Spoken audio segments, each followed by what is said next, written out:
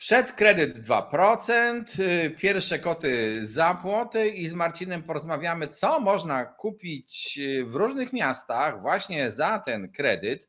Będziemy w ogóle, od razu powiem też, monitorować tę sytuację, no bo na razie to są początki, banki dopiero weszły, jeszcze w niektórych nawet nie ma formularzy oficjalnie, czyli jest bank w programie, ale nie ma jak tego kredytu, nie ma jak o ten kredyt wystąpić, o czym pewnie Marcin opowie, więc po prostu subskrybujcie ten kanał, to będziecie się dowiadywali na bieżąco, co z kredytem 2%, ale przy okazji w tej audycji też opowiemy o tym, jak zmieniają się ceny mieszkań i jak tani kredyt wpłynął na rynek nieruchomości, a pokażemy również ceny transakcyjne. I żeby nie przedłużać, Marcin opowie nam od razu o cenach nieruchomości, jak się zmieniają, co o tym powiesz? To są ceny ofertowe oczywiście.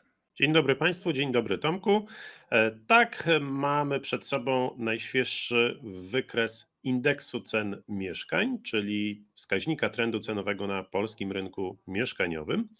No i indeks cen mieszkań znowu urósł, znowu osiągnął rekordową w historii notowań wartość 1567,6 punktu, co jest wartością o blisko 6% wyższą niż rok temu. Co to oznacza? Że ceny nominalne, czyli te, które widzimy w ogłoszeniach, między innymi w serwisach Morizon.pl i Gratka.pl, ceny nominalne mieszkań na rynku wtórnym idą w górę. Oczywiście nie idą szaleńczo w górę, ale jednak idą.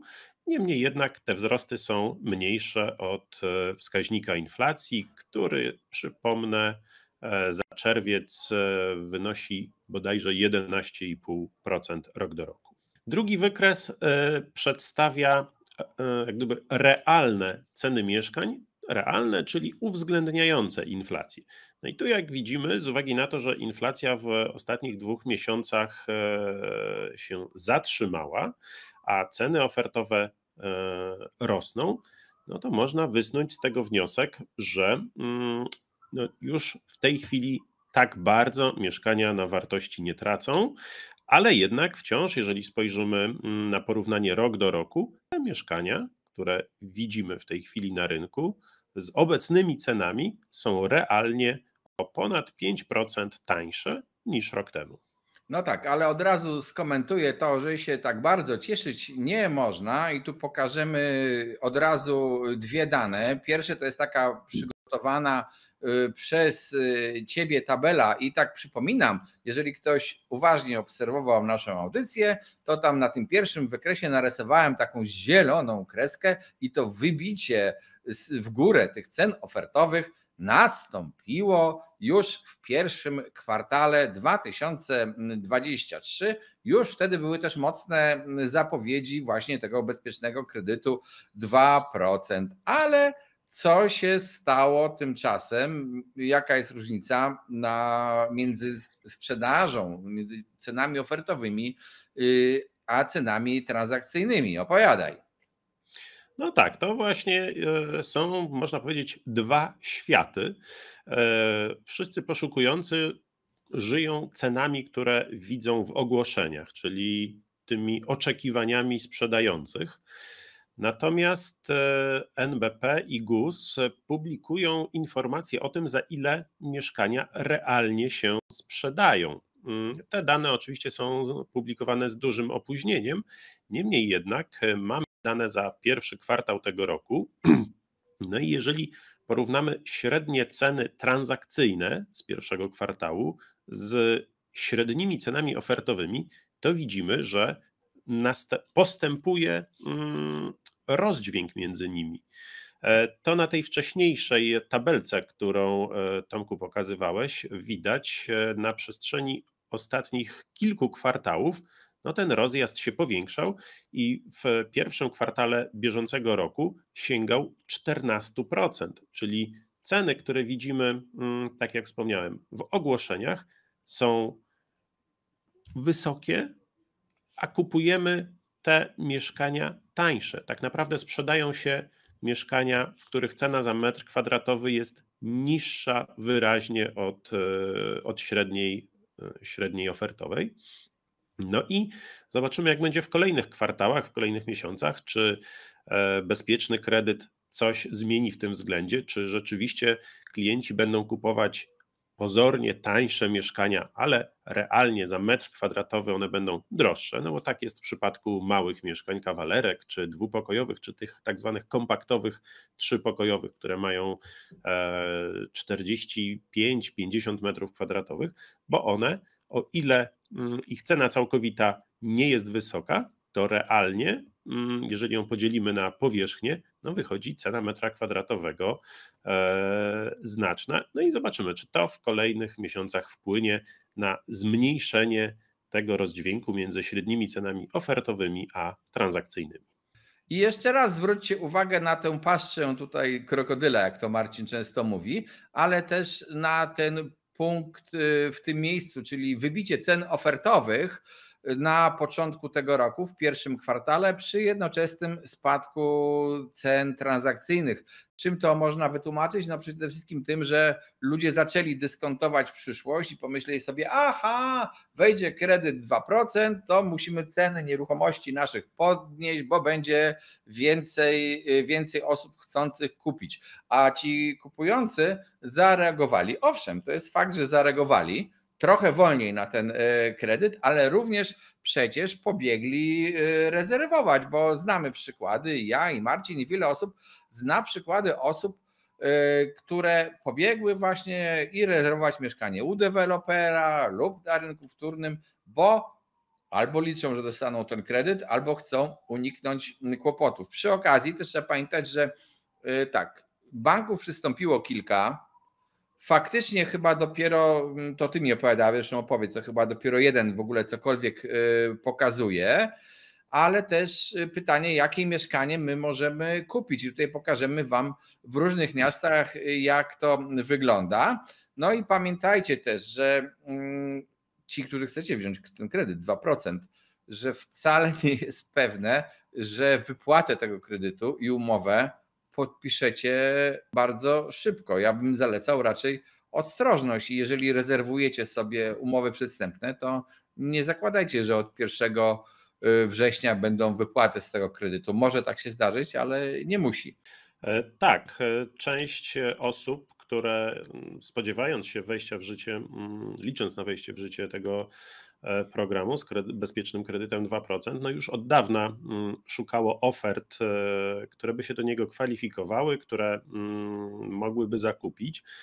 Tak jak wspomniałeś, ja też znam osoby, które już od dawna szukały. Zresztą te poszukiwania widać było w statystykach naszych serwisów już od dawna, czyli ten ożywiony ruch klientów poszukujących. Część osób zrobiło rezerwacje u deweloperów, inne osoby, które znalazły mieszkania na rynku wtórnym, podpisały umowy przedwstępne. No i tu jest właśnie ważna rzecz, żeby o tym pamiętać, tak jak wspomniałeś, jaki przewidujemy w tych umowach termin zawarcia tej umowy finalnej, ponieważ może się okazać, że te banki nie wyrobią się z przyznaniem kredytu, no i wtedy przepada nam kwota, którą przy zawieraniu umowy przedwstępnej przekazaliśmy właścicielowi mieszkania. Także ryzyko jest. Czy to się rzeczywiście ziści i tak się będzie działo? No to zobaczymy. Na razie z doniesień medialnych wiemy, że do programu przystąpiły 4 czy 5 banków. Ja słyszałem, że tak naprawdę wnioski gotowy jest przyjmować tylko jeden. Pozostałe jeszcze nie opracowały do końca procedur, z którymi trzeba się zmierzyć, wnioskując o bezpieczny kredyt 2%. No zobaczymy jak to pójdzie.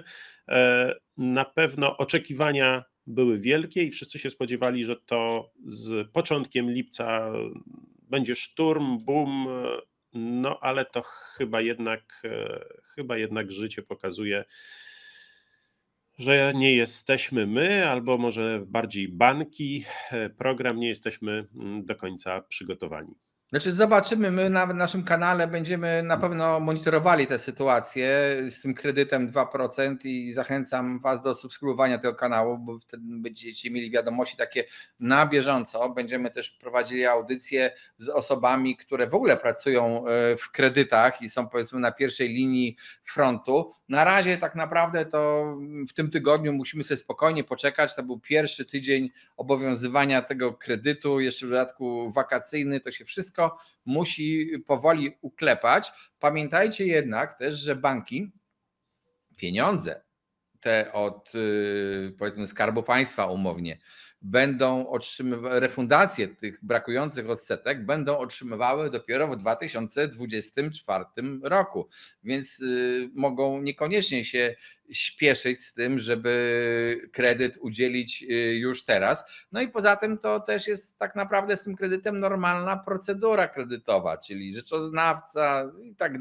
dalej, badanie nieruchomości, badanie zdolności kredytowej, zarobków, no masz oczywiście ten sukces czy ten handicap, że dostaniesz tańszy kredyt, ale ta procedura jest, więc ona zawsze trwała i teraz też będzie trwała, więc po prostu zalecamy ostrożność. Ale Marcin, no powiedz nam, co można kupić w tych miejscowościach, w różnych miejscowościach. Ja tutaj, jak Marcin będzie mówił, to w międzyczasie będę zmieniał te miejscowości, bo mamy ich sporo, ale tak na początek zacznijmy takie porównanie, na przykład na początek, żeby w ogóle wdrożeniem było Warszawa i Katowice. To jest wasz rysunek. Wytłumacz na nim w ogóle, o co chodzi, dlaczego tu jest jakieś 800, 700 tysięcy, 600, skąd się wzięły te progi i co ci ludzie tak naprawdę mogą kupić. Program Bezpieczny Kredyt 2% przewiduje maksymalne kwoty kredytów, o jakie można się ubiegać. W przypadku singla jest to 500 tysięcy złotych maksimum. W przypadku pary z dzieckiem jest to maksymalnie 600 tysięcy złotych. Lub małżeństwa. Lub małżeństwa, tak.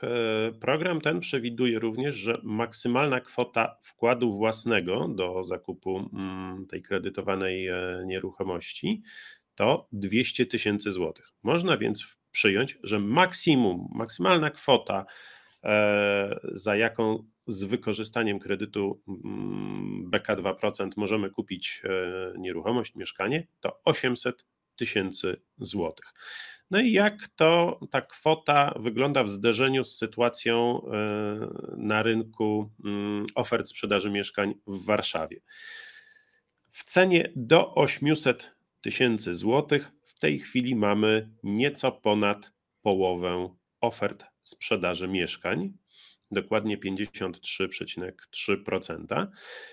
No więc, krótko mówiąc, osoby, które decydują się na ten kredyt, czyli pary lub małżeństwa, które mają 200 tysięcy złotych na wkład własny, mogą brać pod uwagę co drugą aktualną ofertę sprzedaży mieszkania w Warszawie. Ale no powiedzmy sobie szczerze, wiele osób nie celuje w to maksimum. Dla wielu osób i zdolność kredytowa, i oszczędności wyznaczają ten próg cenowy dużo niżej. I przykładowo, jeżeli ktoś ma 50 tysięcy złotych oszczędności, które chce przeznaczyć na wkład własny, jest w stanie wziąć 250 tysięcy złotych kredytu w programie Bezpieczny Kredyt 2%, czyli w sumie ma 300 tysięcy złotych do wydania na zakup mieszkania, no to powiedzmy sobie szczerze, bardzo, ale to bardzo ciężko będzie znaleźć cokolwiek w ofercie na rynku warszawskim. W Warszawie nie poszaleje, powiedzmy szczerze. Nie poszaleje, tak. A jeżeli chcemy jeszcze dodać słowo, że coś atrakcyjnego, no to tak naprawdę nie ma nic atrakcyjnego w cenie do 300 tysięcy złotych w Warszawie. Jeszcze Marcin, zamieńmy te ceny, czy te proporcje na metry. To przyjmijmy, że w Warszawie cena jest takiego mieszkania przeciętnego 13 tysięcy złotych za metr kwadratowy, cena transakcyjna niech będzie, tak? To jeżeli jesteś tą parą i możesz wziąć do 800 000 się zadłużyć, to jest mniej więcej 61 metrów, czyli Dokładnie. takie małe 3 pokoje i to w ogóle w bardzo starym budownictwie, no może teraz w deweloperskim, ale tam zazwyczaj jest drożej, bo tam te metry są małe u deweloperów, 50 parę metrów obecnie, ale ceny mogą być wyższe, a jeżeli jesteś nieszczęśliwym singlem, no to jakieś 53-54 metry mieszkania możesz kupić, czyli powiedzmy raczej bardziej 2 pokoje, 3 to małe szanse. Jak to wygląda w innych miastach? Zobaczmy Katowice na przykład.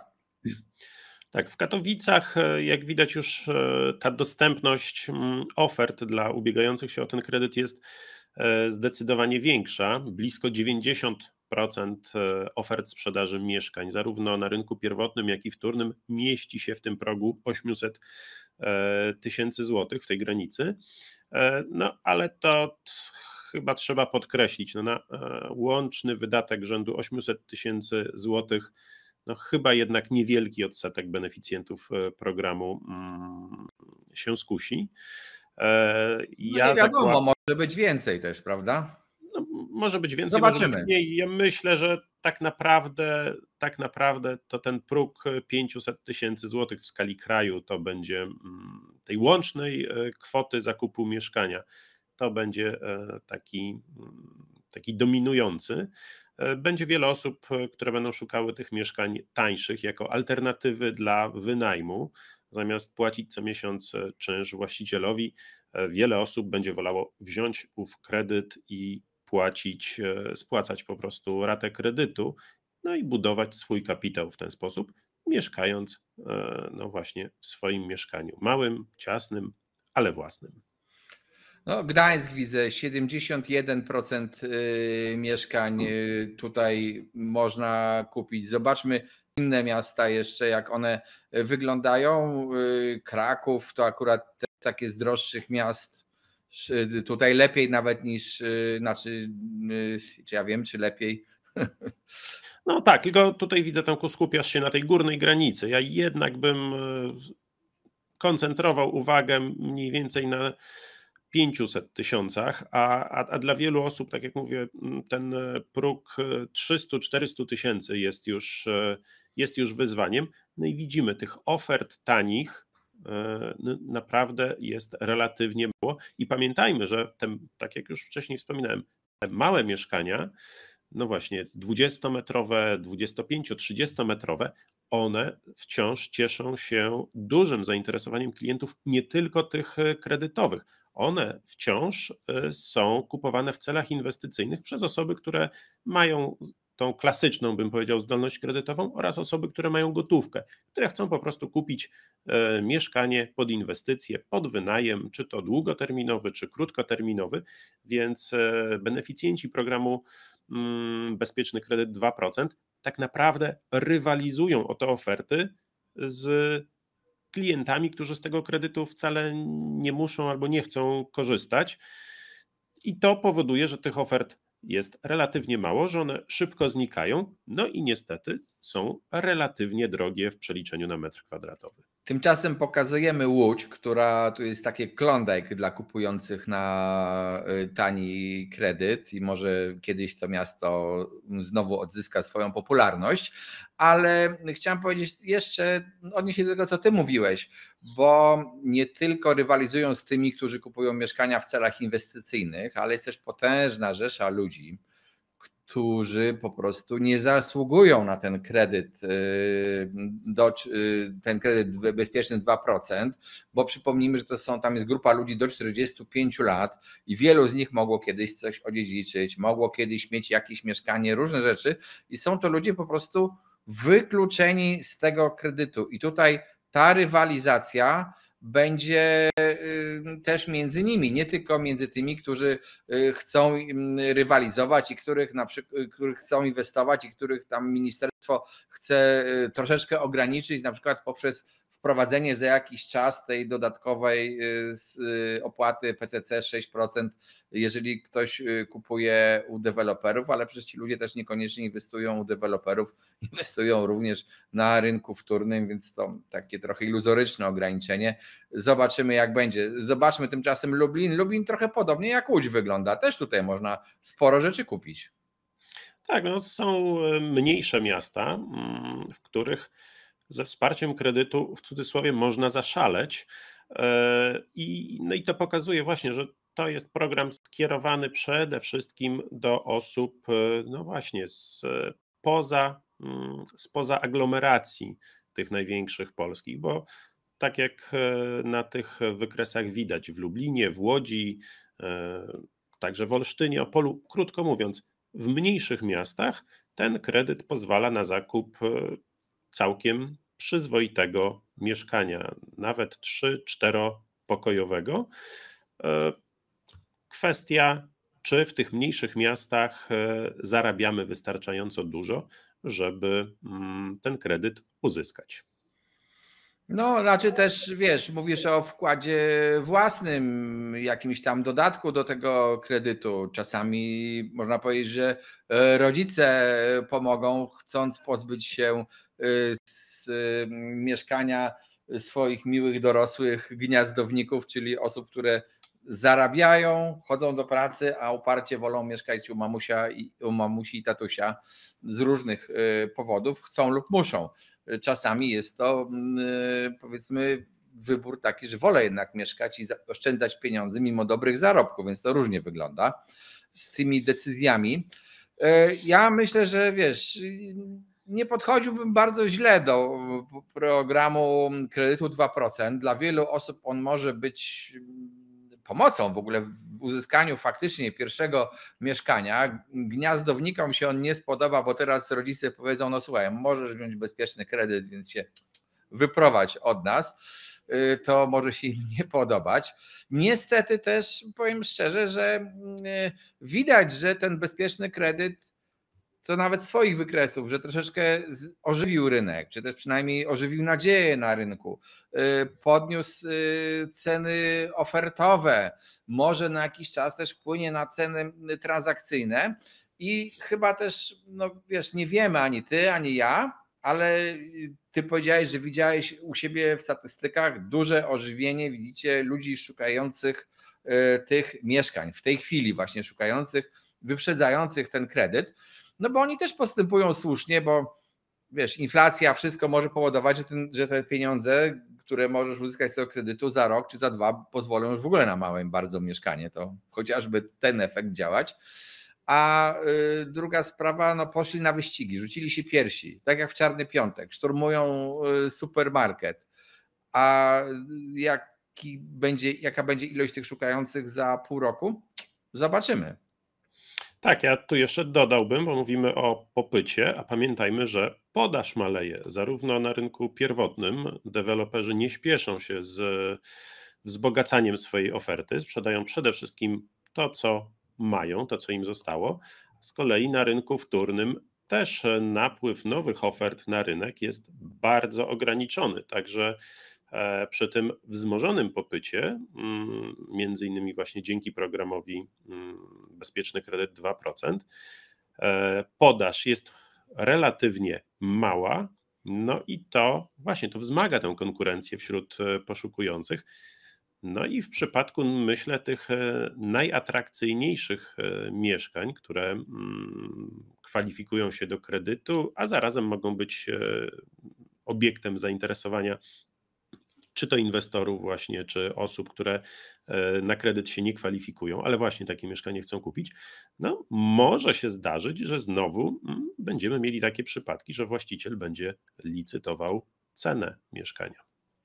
Ja już nawet słyszałem o takich sytuacjach, ale to jest tak, faktycznie deweloperzy mało zaczynają budów, są bardzo wstrzemięźliwi w występowaniu o pozwolenia, czy w ogóle rozpoczynaniu nowych budów i to o tym mówiliśmy w poprzednich audycjach i ten rok raczej nie będzie dobrym rokiem na to, żeby budownictwo nagle urosło w Polsce. Dlaczego oni się wstrzymują? Bo chyba są bardzo jednak niepewni ciągle sytuacji gospodarczej, bo to, co mówimy, że jest tak fajnie i super, to tak nie do końca też jest prawda. W wielu dziedzinach gospodarki na całym świecie, nie tylko w Polsce, jest wyraźny regres, jest mocne ograniczenie handlu, znaczy zmniejszenie handlu liczonego na przykład w cenach stałych. To wszystko jednak gdzieś te oszczędności ludzie robią i jak gospodarka staje, no to też ludzie niechętnie inwestują w rozpoczynanie nowych inwestycji. Ja myślę, że wielu deweloperów przyjęło taką zasadę, poczekajmy, zobaczymy,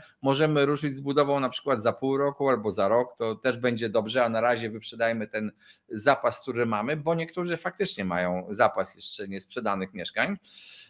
Są natomiast ludzie, którzy sprzedają na rynku tym wtórnym i tutaj to tak troszeczkę inaczej działa, bo czasami życie cię, bardzo często życie cię po prostu dyktuje, że musisz sprzedać mieszkanie i tutaj nie możesz czekać dłużej, nie możesz wstrzymać się na przykład na 2, 3, 4 miesiące, no może pół roku, ale nie będziesz 5 lat czekać ze sprzedażą mieszkania, jeżeli pracę masz w innym miejscu. Ja też widzę jednak, że niektóre osoby, które miały sprzedać, mówią tak, to poczekamy, panie Tomku, poczekamy, zgłosimy po wakacjach, wtedy będzie tani kredyt, będzie drożej, zobaczymy. Zobaczymy, czy mają rację, to czas pokaże, bo naprawdę śledźcie nasz kanał, bo monitorowanie w ogóle zachowania ludzi i tego taniego kredytu jest bardzo ciekawe. I teraz właściwie dochodzimy do takiej sytuacji. Ty rozpocząłeś tą audycję od tego wzrastającej różnicy między ceną ofertową a ceną sprzedaży. I to jest bardzo ważny parametr, który trzeba monitorować, bo jeżeli jeszcze jeden kwartał ta cena, ta różnica będzie rosła, czy 2 kwartały, to będzie znaczyło, że mamy po prostu jednak do czynienia z przesileniem na rynku nieruchomości, czyli wejdziemy w taki dłuższy trend stygnięcia lub nawet obniżki cen, obniżki też obrotów, bo jednak powiedzmy sobie szczerze, że obroty w tej chwili na rynku nieruchomości są dużo, dużo mniejsze niż te 1,5 roku temu, powiedzmy. Tak, ja Tomku jeszcze tutaj w nawiązaniu wspominałeś o deweloperach, którzy nie rozpoczynają budów. Pamiętajmy, że też jednym z powodów, dla których deweloperzy się nie śpieszą, jest to, że przecież oni też często kredytują swoje inwestycje i dla nich kredyty też są w tej chwili drogie. Oni nie mają bezpiecznego kredytu 2% na rozpoczęcie inwestycji. Mają normalne komercyjne kredyty i to wysokie oprocentowanie muszą uwzględniać w przypadku planowanych budów. Także to wysokie oprocentowanie kredytów dotyka tak samo deweloperów. I druga kwestia, o której warto wspomnieć, no to przed nami no, na razie mamy ten okres stabilizacji na rynku wynajmu mieszkań, ale zaraz można się spodziewać, że będzie to jesienne ożywienie spowodowane przez studentów, którzy na nowy rok akademicki będą szukać mieszkań. No i też zobaczymy, jak ten rynek będzie wyglądał. Czy będzie gorączka, czy może tej gorączki nie będzie. Być może na pewno mieszkania nie będą się wynajmowały tak jak rok temu, kiedy mieliśmy to skumulowanie, bym powiedział, 3 grup klientów, czyli z jednej strony wciąż napływających jesienią ubiegłego roku uchodźców z Ukrainy, studentów szukających mieszkań na nowy rok akademicki oraz tych osób, które z uwagi na wzrost oprocentowania kredytów, spadek zdolności kredytowej zdecydowały się nie kupować, tylko wynajmować. Więc te 3 grupy wygenerowały ogromny popyt jesienią ubiegłego roku. No i jak pamiętamy, te zwyżki czynszów. W tej chwili rynek najmu, można powiedzieć, stoi, w sensie popyt jest niewielki, ofert przybywa, zarówno tych nowych wprowadzanych zupełnie od zera na rynek, jak i tych mieszkań, które są zwalniane w tej chwili, czy to przez Ukraińców, czy to przez studentów, którzy dopiero co skończyli rok akademicki. No więc jak tegoroczna jesień na rynku najmu będzie wyglądała, przekonamy się. Myślę, że może być ciekawie. No i jeżeli nie będzie wielkiego popytu, część z mieszkań, które do tej pory się wynajmowały, może trafić na rynek sprzedaży. Ale to na razie przewidywania przyszłości, jesień, zima tego roku. Jak będzie, to zobaczymy. To znaczy tak, studenci to jest taki co roku moment, sierpień, wrzesień, kiedy ta fala napływa, już jedni kończą studia, drudzy zaczynają, szukają nowych mieszkań, to jest tradycyjne zachowanie. Z Ukrainą, no to zobaczymy, jak się tam wojna będzie rozwijała, lepiej czy gorzej, czy będzie ta fala odpływu, czy nie. Jest też grupa, o której nie wspomniałeś, ale był taki okres, zwłaszcza od okresu COVID-u, kiedy wiele osób pozbywało się gotówki, kupowało mieszkania, bojąc się ustawy o ochronie praw lokatorów, po prostu trzymało to mieszkanie tak, jak się trzyma sztabkę złota. I ten twój wykres, który pokazuje, że w tej chwili, patrząc się na inflację, to w ogóle nie była to dobra inwestycja trzymać to mieszkanie, bo jego realna wartość, znaczy ta przeliczana przez inflację, to spada. Ceny nominalne też są takie wątpliwe, ustabilizowały się i widać, że są negocjacje, więc a jednocześnie musisz płacić. Masz mieszkanie, nikt nie mieszka, ale ten tak zwany popularnie czynsz do administracji, chcesz, nie chcesz, musisz zapłacić. Jakieś podatki od posiadania tego mieszkania może nie są duże, ale też musisz zapłacić, więc masz koszty. I jest pytanie, ile z tych osób w końcu się zniecierpliwi i powie, Boże, to po co ja mam trzymać to mieszkanie, a rzuci je na rynek i to też może się zdarzyć wbrew pozorom na jesieni. Tak więc ja ciągle już od kilku audycji podkreślam, że mamy dosyć ciekawy okres, żyjemy w ciekawych czasach i patrzmy się, co będzie. Na tym chyba będziemy kończyli audycję, chyba że Marcinie chcesz coś jeszcze dodać? Ze swojej strony niezmiennie wszystkich zainteresowanych zakupem mieszkania, czy to z bezpiecznym kredytem, czy bez, zachęcam do aktywnego poszukiwania ofert, przeglądania ich codziennie, dlatego że okazje niezmiennie cały czas na rynek trafiają, ale też szybko znikają. Więc jeżeli chcemy upolować fajne mieszkanie, które będzie nam pasowało lokalizacyjnie, cenowo, rozkładowo, no to nie liczmy, że ono nam spadnie z nieba. To trzeba cały czas aktywnie takiej oferty szukać i jeżeli się pojawi, trzeba działać, a nie czekać, że a może będzie lepsza. Może będzie, może nie będzie, a ta w międzyczasie zniknie. Także zachęcam do szukania ofert i aktywnego potem procedowania, oglądania ich i aktywnego kroczenia do celu, czyli do zakupu. Tym bardziej, jeżeli kupujecie mieszkanie na zaspokojenie swoich potrzeb życiowych, to oczekiwanie, że kupicie na samym dołku, a sprzedacie na górce, jest też niemożliwe. Za kilka lat, jak będziecie sprzedawać to mieszkanie, bo rzadko mieszkanie jest na wieczność, na całe życie, to wtedy będziecie musieli podjąć decyzję, że je sprzedajecie, a nie wiemy, czy wtedy będzie górka, czy dołek, więc po prostu rozważajcie te decyzje. Zapraszam Was jeszcze raz do subskrybowania naszego kanału. Zapraszam też na stronę Symen24, gdzie często w ogóle pokazujemy te same wykresy, które mamy w tych audycjach, ale w takiej lepszej wersji, którą można łatwiej zobaczyć, można sobie powiększyć i po prostu pooglądać. No i cóż, trzymajcie się i powodzenia. Do zobaczenia.